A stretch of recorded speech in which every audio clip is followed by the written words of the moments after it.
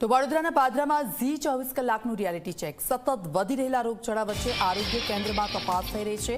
રોગચાળા વચ્ચે આરોગ્ય કેન્દ્રની બહાર ગંદકી જોવા મળી। સ્વચ્છતા અંગે સામૂહિક આરોગ્ય કેન્દ્ર નિષ્ફળ હોવાના દ્રશ્યો પણ સામે આવી રહ્યા છે।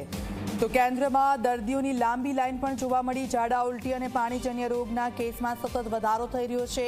પાદરા નગરપાલિકા ગંદકી સાફ ન કરતી હોવાનો પણ આરોપ થઈ રહ્યો છે। નગરપાલિકામાં અનેકવાર રજૂઆત બાદ પણ ગંદકીની સમસ્યાનું નિરાકરણ નથી આવતું। તો બીજી તરફ હાલ ચોમાસામાં રોગચાળામાં સતત વધારો થઈ રહ્યો છે। સામૂહિક આરોગ્ય કેન્દ્ર ખાતે વહેલી સવારથી જ લાગે છે દર્દીઓની લાઈન। બાળકો સૌથી વધુ પાણીજન્ય રોગચાળાના ભરડામાં આવ્યા છે।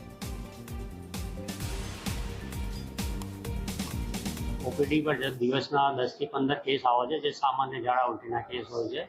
એટલે એ જે 4 કેસ બી છે જુદા જુદા વિસ્તારના છે, પ્રોપર પાદરાના નથી। પાદરાના જુદા જુદા વિસ્તારના કેસો છે। કયા પ્રકારના કેસોમાં વધારો છે?